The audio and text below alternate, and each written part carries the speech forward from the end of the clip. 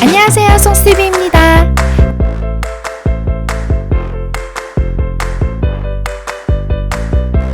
아토피 환자가 해를 거듭할수록 늘어나고 있습니다.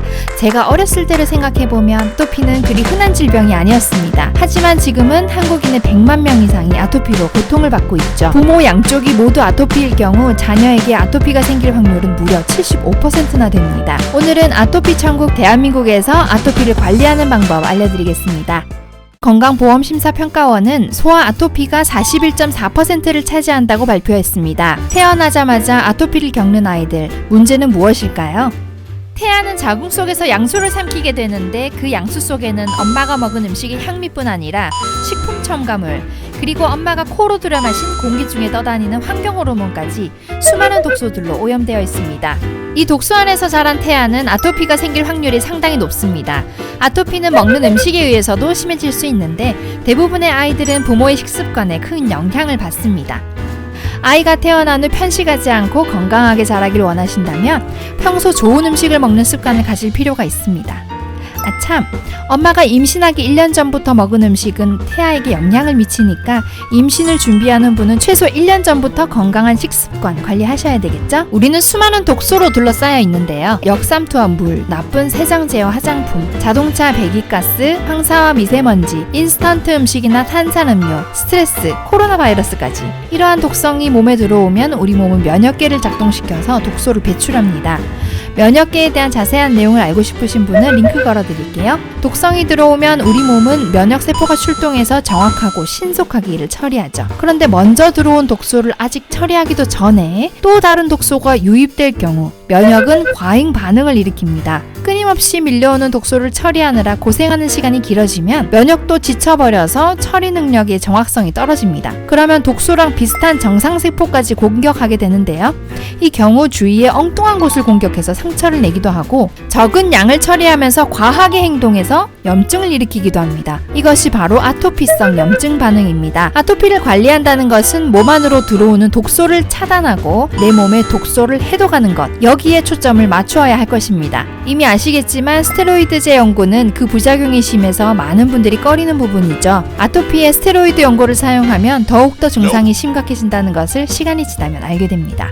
자, 그럼 먼저 몸 안으로 들어오는 독소를 차단해 봅시다. 독소가 우리 몸에 유입되는 경로는 코와 입, 그리고 피부 이 세 가지 정도로 볼 수 있는데요. 심한 아토피 증상을 보인 아이들의 머리카락을 분석해보면 수은, 카드뮴, 납, 알루미늄 등의 중금속, 이 독소에 오염되어 있는 경우가 많습니다. 이러한 독소는 미세먼지나 황사, 그리고 합성 화학물질 등의 형태로 코를 통해서 들어옵니다. 이런 중금속은 장기와 세포를 파괴합니다. 코로나 때문에 실내 생활이 많아진 요즘은 과연 괜찮을까요? 세계보건기구 WHO는 실내 공기 오염물질이 폐에 전달될 확률은 약 1000배 정도 높다고 추정하고 있습니다.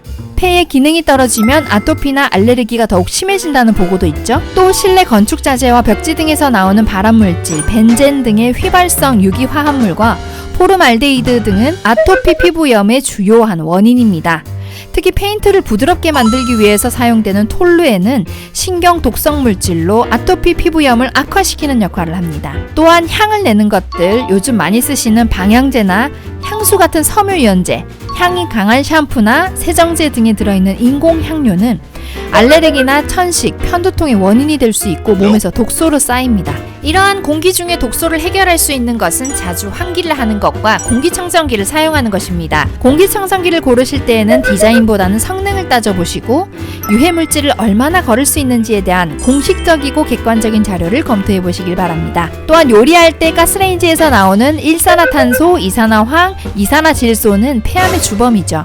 이러한 유해가스는 공기보다 무겁기 때문에 환기를 하거나 청정기를 이용하셔도 실외로 배출이 잘 되지 않습니다. 그러면 누워만 있는 갓난아기나 아장아장 걸어다니는 아기들에게 치명적인 독소가 될 수밖에 없죠. 두 번째는 입으로 들어오는 독소입니다. 이 부분은 정말 할 말이 많은데요. 현대인을 위협하는 대부분의 질병은 식원병입니다. 우리가 지금 먹고 있는 음식의 상당량은 성장 촉진제로 키운 고기와 농약이 듬뿍 뿌려진 야채에 자극적인 맛을 내기 위한 화학 조미료를 한껏 넣고 유통기한을 늘리기 위해 방부제까지 첨가한, 심지어 먹음직스러운 광경을 연출하기 위해 아질산 나트륨을 잔뜩 칠해놓은 공장에서 만든 음식이 많습니다. 특히 아이들이 좋아하는 젤리나 과자에 들어있는 타르 색소가 어린이 치약에도 들어있는 것으로 밝혀졌는데요. 이 충격적인 타르 색소는 아이들이 먹는 딸기색이나 포도색을 내는 감기약에도 들어있는 것으로 알려져서 많은 부모님들이 경악을 금치 못했습니다. 이런 화학물질은 주의력 결핍, 과잉 행동장애, 천식, 암 등을 유발하기도 합니다. 되도록이면 외식과 야식은 피하시고, 그리고 유기농 음식으로 식단을 만드는 것이 중요합니다. 입으로 들어오는 독소는 상상을 초월할 정도인데요.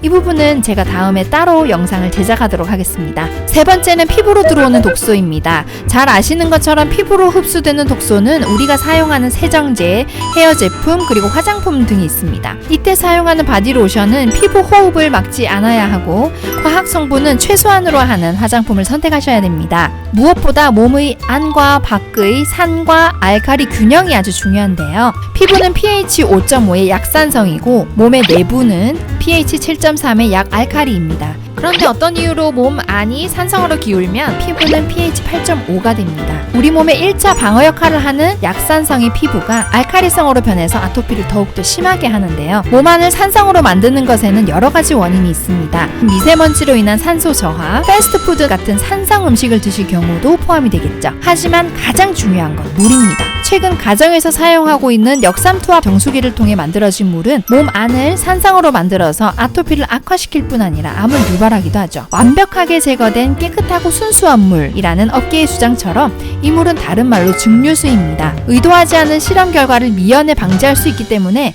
주로 실험용으로 사용이 되죠. 대학 시절 화학과 출신이라 실험실에 있었던 분이라면 실험실에서 사용하는 물을 마시면 안 된다는 것은 상식일 겁니다. 그런데 이런 물이 깨끗하고 건강한 물로 둔갑해서 가정으로 보급되고 있는 것인데요. 역삼투압 정수기 판매업체는 물을 통해 흡수하는 미네랄 양은 극히 미량이고, 인체가 필요한 미네랄은 음식물을 통해서 충분히 섭취한다고 주장하죠. 하지만 현대의 음식물은 토양 오염 등으로 인해서 미네랄이 현저히 부족해졌으며, 더군다나 물을 통해 섭취하는 미네랄은 이온화되어 있는 미네랄로 미량이라도 흡수율이 높다는 특성이 있습니다. 인체는 미네랄을 합성하지 못하기 때문에 반드시 음식물이나 물로 섭취해 주어야 합니다. 인체에 필요한 미네랄이 공급되지 않으면 몸의 pH를 조절하는 데 가장 중요한 역할을 하는 미네랄이 중탄산염이 없어서 혈액이 산성화되고 아토피가 악화되죠. 아토피를 비롯한 질병이 있는 집에는 활성탄 필터를 사용하여 미네랄을 살려주는 정수기를 사용하는 것이 가장 좋습니다. 아토피는 몸 안에 가득 찬 독소를 피부 밖으로 배출하기 위한 우리 몸의 면역작용입니다. 독소는 하루아침에 차는 것이 아니고 하루하루 조금씩 독소가 모이고 이것이 쌓여서 염증을 만드는 것인 것만큼 독소를 배출하는 우리 몸의 자정 능력을 올리는 것이 중요합니다. 오늘은 내 몸으로 유입되는 독소를 알려드렸습니다. 다음에는 내 몸의 독소를 해독하는 방법을 알려드릴게요.